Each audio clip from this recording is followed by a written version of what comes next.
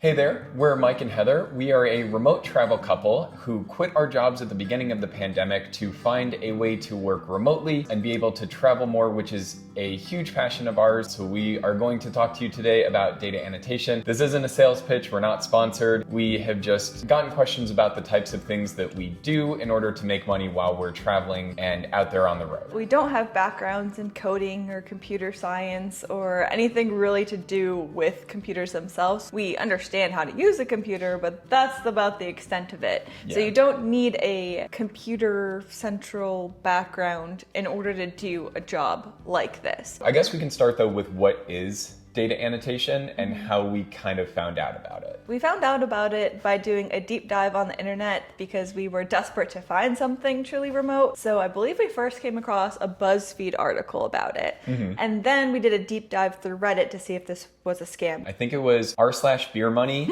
on Reddit, which is one of the subreddits that sort of covers gig work or different ways that you can put a little bit of extra money in your pocket. And then there is actually a data annotation subreddit that you can check out as well for more direct conversations about the platform by people who work on it. Some of it will be confusing because there are things you can and can't talk about because of the confidentiality with the models that you're working with.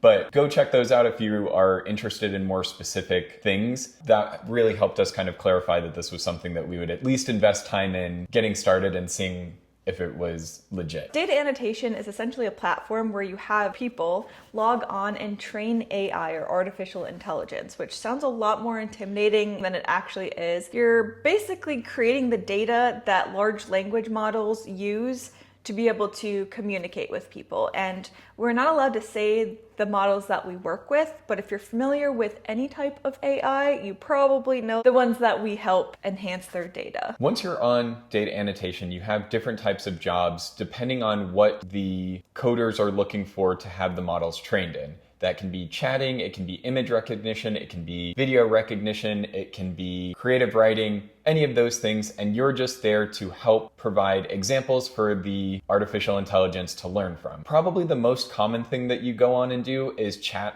with an AI and then evaluate its response, correct it where it needs to be corrected, and then continue the conversation. So what that looks like is if you were to go onto the internet now, type in your favorite AI that you can go to ask questions of, type that in, it gives you a response.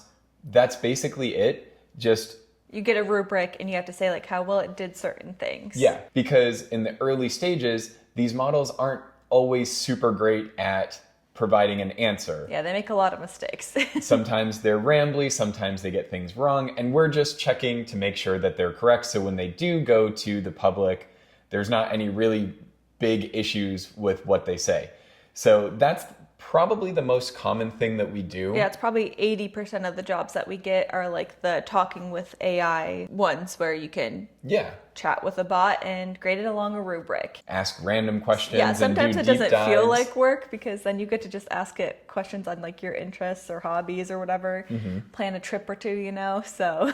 Yeah. But another one is image labeling where you might ask it to create images and make sure that they come back the proper way or label things on an image so that way they can start picking it up, like circling glasses so that way every image that it knows what glasses are or something. And then text annotation, so like identifying intentions, grammar errors, emojis, because the systems themselves are only as smart as what they're taught. Rhyming is a good example. So if you they're really bad at that. Yeah, because when you think of rhyming, you think of being able to hear the sound that it makes, but computers can't hear sound. They can just read the word. So they might think that lead rhymes with red, which is spelled the same, has the same ending, but depending on how it's said and the sort of intention of the word doesn't rhyme correctly. So it's things like that of making sure that it understands how language is supposed to work in certain situations. Yeah. So audio transcriptions where you write down what you hear off videos. That's a really popular one. So you'll watch videos and then write down what's happening because it can't hear, but then you can train it to hear. Yeah. It all goes way above our heads. We just read the instructions for the different tasks. Yeah, and we don't complete necessarily them. know how it works, but a good example is if you were to watch this video with subtitles, when we upload the video, YouTube has an algorithm that listens to what we say, puts it there, and then you can obviously correct it to make sure that there's no issues, but the computer does it. Yeah. Yeah, it'll immediately have something for you to work off of. And then video annotation, so tracking motions of objects and people, where you might watch a video and have to explain what's happening in it because, again, computers can't see, but if they learn how to see, again, over our head, but describing videos. And that's kind of like the gist of all the different projects that we've worked on. Again, we don't want to dive too much into them because some of them you're not really allowed to say, but these are kind of key things that we've seen. Of things. Yeah, even on other platforms that we played around with. These are kind of like the main categories of like chatting, helping transcribe text, video, images, and sound. So not specific to data annotation, but a lot of that you also do there. And I guess before we go too far past that, data annotation is the one that we spend the most time on, but there are other platforms that do similar things. This one has just been the best in terms of pay, in terms of the diversity in jobs, the ease of use on the platform. Yeah, this is just our favorite, but there's other options. Yeah. Our second favorite is probably Outlier. It's easier to get approved for that one, but the pay is less. Now we'll go through some questions that we've been getting, just real quick ones before we dive into like the nitty-gritty details of the entire platform itself. 1, is it legit or is it a scam? It is not a scam. You can make real money off of it. We've been working on the platform for a year, so we had a full-time job last year and then worked data annotation as a part-time for an entire year, because we're like, if we can prove to ourselves that this is fine for a year, then we can quit our full-time jobs and really just dive into this. And thankfully we were making enough money off of data annotation to kind of fund the travel ideas that we have coming up for the next 2 years. So long story short, it is not a scam. You can make really real money on it. The second question that we get asked a lot is, do I need to know coding or programming language? No. You don't, but there are definitely a lot more jobs available to you on the platform if you do. So if you do know them, that's fantastic. You'll make even more money and get access to higher paying jobs and more of them that us normal non-coding people have access to. But there's still going to be plenty of jobs for you on the platform if you don't know any of that, like us. Can you really do this job full time? Yes, I would say the caveat is you as an individual. If you're willing to sit in front of your computer and do somewhat repetitive tasks, creative thinking tasks, attention to detail tasks, and you can do that 5 days a week, 4 days a week, whatever your financial goal or plan is, you can 100% make this a full-time job. It's just that once you get used to having the flexibility, it's hard to get yourself to log back on and really come up with a schedule. But yes, with some discipline, you can definitely make this a full-time job. Next one, do I need to speak perfect English? You do need to be able to speak English, but if English is your second language, that's okay. It's just the primary language that's used on this platform is English. So a lot of the nuances you'll need to be able to understand, because grammar is important, syntax is important, language use is important. You don't need to be like a perfect English major, because I definitely was not. Yeah. And if you do know other languages, you'll have access to a whole set of other jobs, because there's a lot of translation ones available to you. And so that just opens up a whole door of opportunities for you on a platform like this. Next, will I get paid on time? You work in what's basically gig work. So if you think of Uber or Lyft or something like that, where you kind of turn on your app, say I'm on the clock and I'm working, I'm ready to pick up passengers.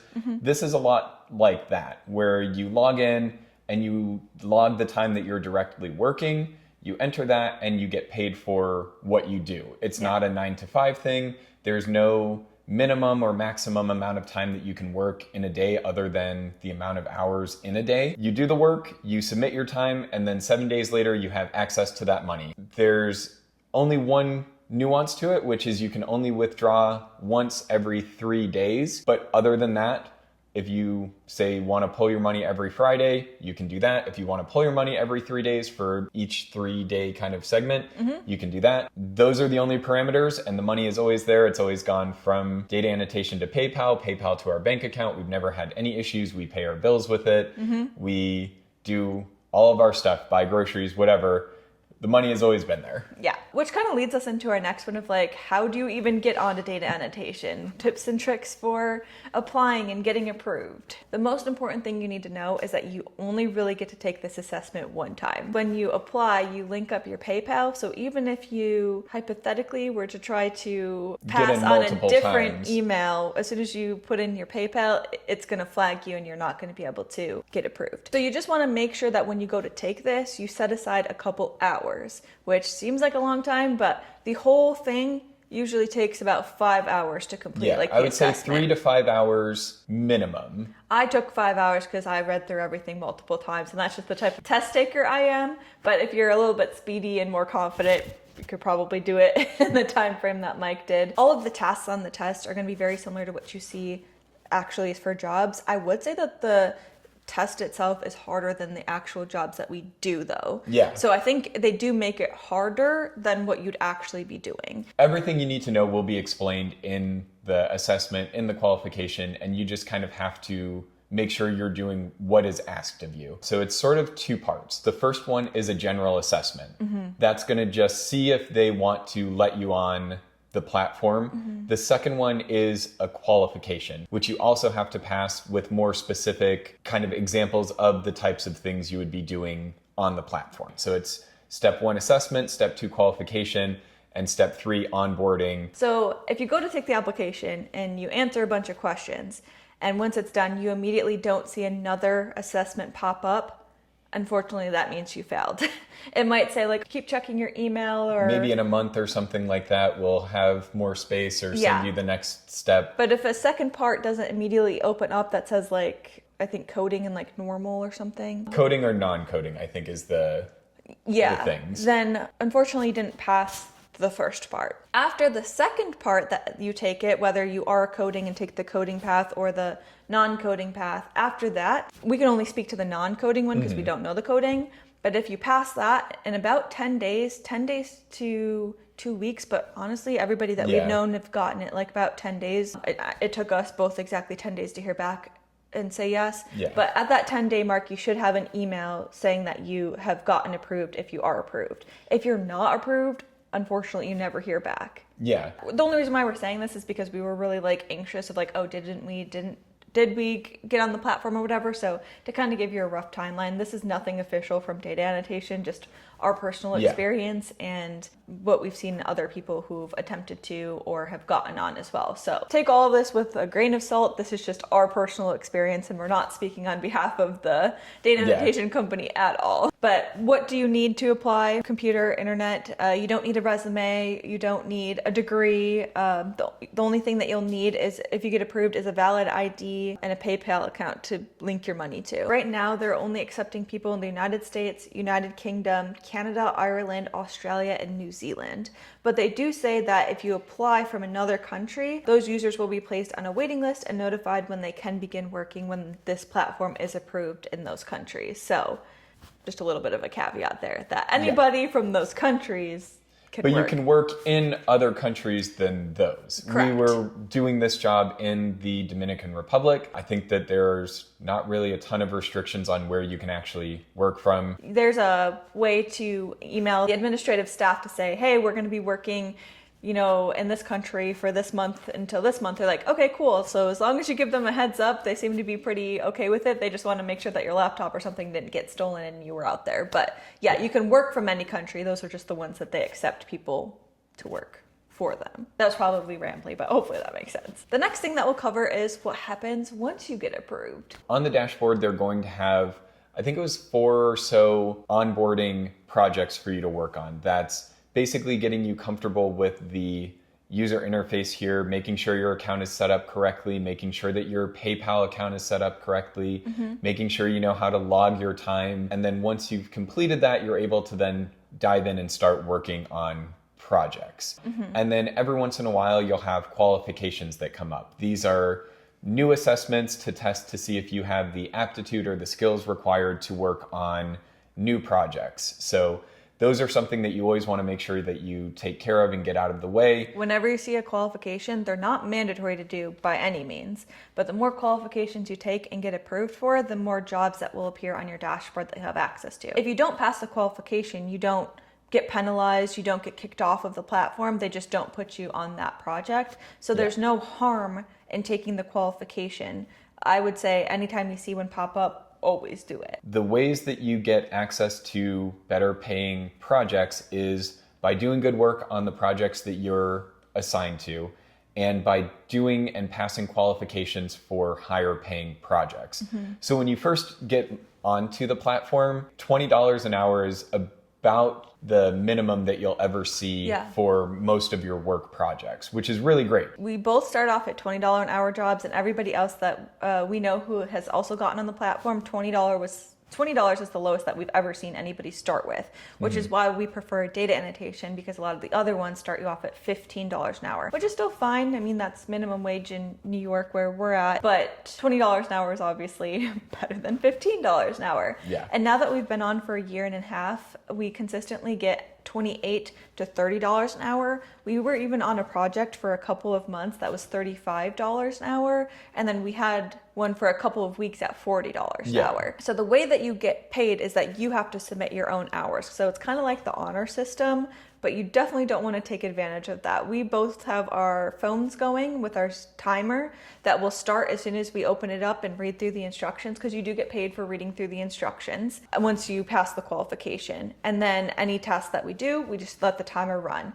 That being said, again, you don't want to abuse it. So if you do have to get up and make yourself a snack or lunch or go to the bathroom, it's not like a 9 to 5 where you'd still get paid for that half hour or 45 minutes that you might be away from your desk. Pause it and then pick it back up when you're truly working, because you only get paid for the times that you're working, and you definitely want to make sure that you're not abusing that part of the platform. Yeah. Again, this is just what's worked for us on the platform and how we've been able to stay on for so long. Yeah. Not speaking on behalf of data annotation, just our personal experience. Yeah. I guess now we'll dive into the pros and cons of data annotation. We'll start with the cons and then end with the good stuff. Probably the first thing for a con is the repetitiveness of the work. It is something that you don't necessarily prepare for when you start, because everything is sort of new and exciting at the beginning. But once you've been on a project for months, or when you've been doing the same kind of thing for months, or even during the day when you've been doing the same thing for 6 to 8 hours, it can be a little bit tedious feeling. There's different projects, and there's nothing to say you can't put a pause on this one and go work and do a different one, which is actually encouraged so you don't burn out. But that's definitely something that is difficult. Sometimes it can feel like it drags on. At about the 2 hour mark, we start getting a little antsy. So we'll usually sit down for an hour and a half to 2 hours, and then take like an hour break. And then we go back and then sit down for another hour and a half to 2 hours, then take another hour break. So depending on how many hours that you want to get in a day, we found breaking it up into like 2 hour segments, then making yourself a snack or watching some TV and coming back to it is what works best for us. Yeah. Or pool time when we were in the Dominican Republic. Another con is that this does require solid internet connection. So it doesn't need to be the best, but it definitely needs to be decent. You definitely don't want to be somewhere with spotty internet, be halfway through a project and have it drop out, and then have all of that time wasted. That may have also happened while we were in the Dominican Republic in the first Airbnb that we were at. Yep. We lost power for a couple hours, and then unfortunately, because we didn't submit our work yet, or didn't get to the end of the project that we were doing, we couldn't get credit for any of it. Yeah, because it was something that it was in the process of working. So if the model that you're working with can't finish the thought and you can't submit any work, that's a rare case. And I wouldn't say... That's literally only happened once. Yeah, but it's better, again, to be safe than sorry. Check the internet. It doesn't have to be ultra fast, but it has to be stable. Yeah. Next one, tax is not taken out, so you have to be responsible and set money aside. I mean, that might not be a con for somebody, but it is for us, because now we've never had to do like the independent contractor side of stuff. So yeah, we just had to learn how to do our taxes differently this past year. And it's definitely something to be aware of up front, because if you aren't preparing for it, we've seen a lot of people online talking about it, and it can be a big shock of going through the process of submitting your taxes and then finding out you owe a certain amount, because you will, because the taxes haven't been taken out. So definitely talk to your tax person. If you don't have a tax person, just make sure that you're putting money aside so that when you get to tax time, you know that you'll have money to cover what should have been, or what would have been getting taken out if you worked normal 9 to 5 job. Another thing that is important to note is this is a job that you really have to be very self-sufficient and self-reliant. There's not a lot of communication. Oh gosh, no. For each project, you will be given a set of instructions which should theoretically cover all of the things that you need to know for the work that you're going to be doing. Past that, there's a comment section that you can get in touch with admins, but otherwise you're really not getting any feedback. You're not getting supervision on your tasks.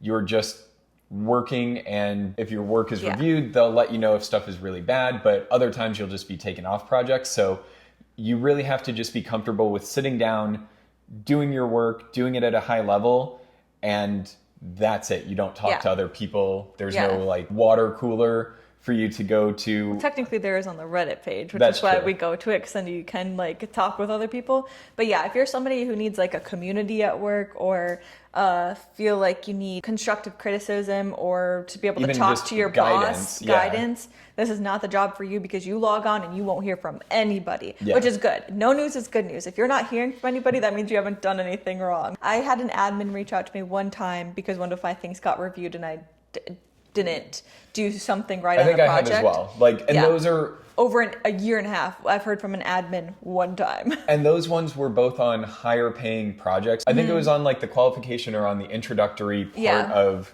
like maybe that you pass the qualification, they give you a small batch to work on to make sure you can do it. And then you get feedback on that. And then once you correct the feedback, you can go and do the higher paying one. Because I got access to the jobs after. She just wanted me to know that this is how I should have interpreted that. Yeah. It needs to be this way because the model needs correct examples to train on. But if you're not hearing from somebody, that just means you're doing everything right, because... Which is wild though. Because there's no one saying like, oh, hey, you're not getting fired. You're not getting kicked off the platform. Yeah. Which was a big thing that we were scared of the first 2 months doing it was, oh my gosh, is this correct? Are we doing this the right way? You just kind of have to make sure you're following the directions to the best of your ability and you'll be fine. Probably the biggest con of data annotation is that you're kind of at the mercy of the projects that are on your dashboard. And in the entire year and a half that we've been doing this, there's only ever been 1 month,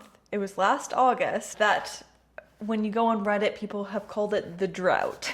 Yeah. That means that projects were very limited. Some people even saw no projects. And I don't know if that's like a yearly thing. We're not in August yet, so we'll see if if next month is another drought. But yeah, every other month we've had plenty of projects, more than we could even touch in on or like even look at.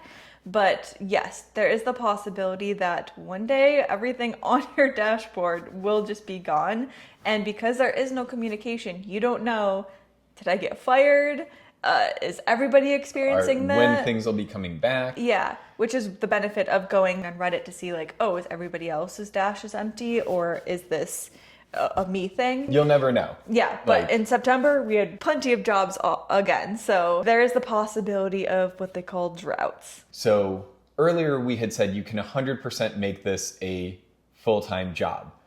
The question, and this would be an individual question, is should you? Heather and I do not really have a lot of responsibilities or anything depending on us. We don't have pets. We rented an apartment right now. We're staying out of my parents' house before we go back on the road. We don't have a car payment. We don't have kids. A lot of bills. We don't have kids. So for us, if we set aside some money and there is a period of a drought, it's not really the end of the world.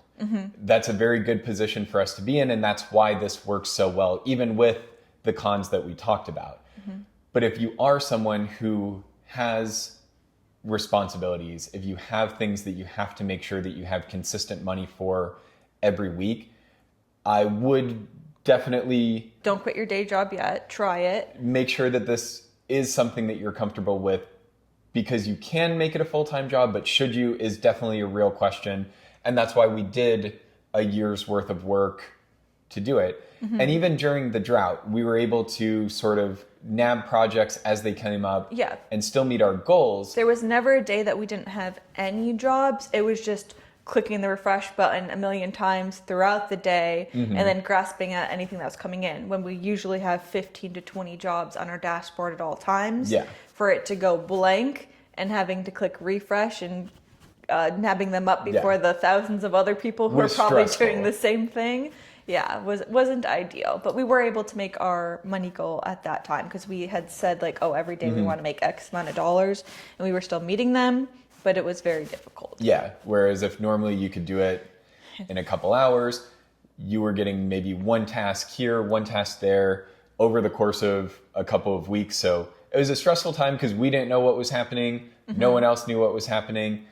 Eventually we got to the other side of it and our dashboards filled back up with projects, and we haven't had anything like that happen since. But it's definitely something to be aware of, that could happen, and that there are no guarantees with data annotation. What's there today might not be there tomorrow. So if you have responsibilities outside of yourself, it is something that you have to think carefully about before putting all of your eggs into that data annotation basket, which is why we have Outlier as another platform that we've been approved for, and other things like that. Thankfully, knock on wood, there hasn't been a drought since, and there's plenty of jobs on our dashboard going into August now. But yeah, that's probably the biggest con. So now we'll move into the pros, because we definitely want to end this on a positive. So obviously having a flexible work schedule, truly flexible, like you could log on for 5-10 minutes, clock your time and get paid. You can sit on for several hours. You can log on at 2 a.m, 3 a.m, which we definitely have done plenty of times. You can start 9 to 5. You can set your own schedule. It doesn't matter. When you log on, you get paid, and whenever you log off, there's no minimum or maximum. So whatever you want to get paid for, you'll get paid for. And the really cool thing with that is, say you have a big purchase coming up. There's a new something that you want to buy. You can work extra compared to what you normally would to earn extra money. Or if you don't really need as much this week, you don't have to work more than a little bit. I would suggest working consistently to make sure that you're still on the platform and doing that. Log on a couple times a week, even if you are in your full-time job and are wanting this as a part-time thing. Just do a couple hours to show that you're still on the platform and still willing to work. Because the more you do, the more you get rewarded for higher paying jobs. Again, it's truly work from anywhere, which is a huge pro. Once you get access to your profile, under your profile like little icon, there's a spot where you can message like the admin staff that we mentioned earlier, and there's a drop down specifically for traveling, because this is such a popular thing for digital nomads to do, where you just let them know the country that you're going to be in, and then they mark your account, and then you're allowed to work from there. That was obviously probably the biggest pro for us, is that we can work from anywhere at any time.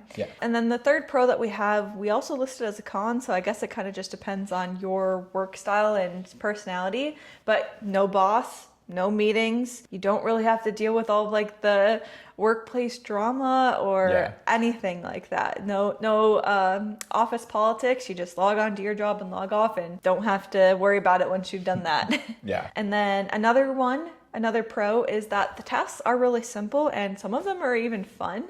Especially the chatting with chatbots. It's interesting and fun work, which I think is definitely a pro. The biggest pro is that it's a good pay, that you start off at $20 an hour, and now we're close to $30 on average. So, I mean, I think that's pretty good for a job that you don't need a degree for or any real qualifications other than passing a basic English and reading comprehension test. Full disclosure, we totally forgot to film an outro the other day, so it is now the next day. And we are going to just start wrapping this up. We're going to cover a few tips for success. These are things that we found have been helpful for us and have allowed us to be successful on the platform. And I say successful on the platform, really just meaning we've made money and haven't got kicked off. I'll count that as a success. Basically, it's a recap of everything that we just talked about. So number 1, take all the qualifications that appear on your dashboard. That's to continue to open up new ones and new opportunities for you, to make sure that it's never in the drought phase. Number 2, try to work a few hours each week, again, so that the more that you put in, the more that you get out. So if you want your dash to be full of opportunities, make sure that you keep working on those opportunities. And bouncing off the working thing, make sure that you're working in blocks to avoid burnout. So 2-hour chunks, take a little break and then come back to it. Because I don't even know if it's possible to sit down and work 8 hours straight at this without feeling the burnout. Yeah, absolutely. And do different projects. So take the morning, work on one, do something else for the afternoon, and that helps diversify the ones that you work on, and maybe you see more projects in that sort of category in the future. This next one's not a mandatory, but just as a little bit of a sanity thing, check out the online communities if you get into data annotation, or if you're even thinking about it, go check out the subreddit for it. Once you're on, get on the Slack channel, read through the comments on the different projects. Mm-hmm. It just gives you a little bit of a sense of things that people might be having trouble with, or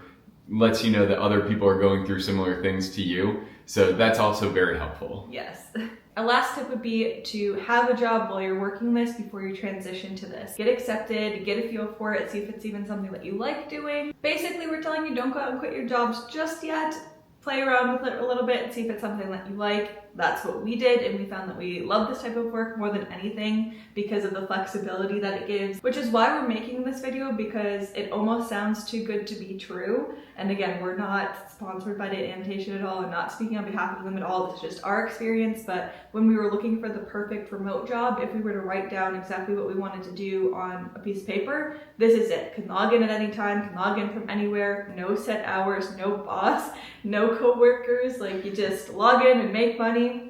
Cherry on top of the entire remote working experience. If you're interested in this or you have any other questions, leave them in the comments below. We'll try and answer to the best of our ability. Like we said, we can't explain everything that goes on the platform because there's confidentiality, things that you have to navigate, and we like this job way too much to risk losing it.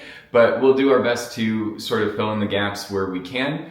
If you made it this far, thanks so much for watching. We really appreciate it, and we appreciate all the interest in us and how we manage to do what we're trying to do. So if you found this helpful and want to see more videos like this, leave a comment down below. We'll try to make as many as we're allowed to do without divulging too much data annotation secrets.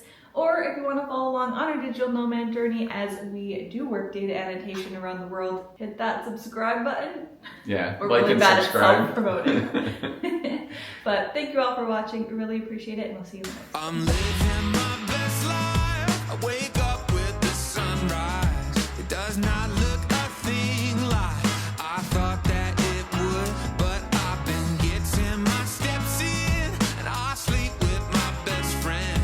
It's the best that it has been in a long time. I'm living my best life.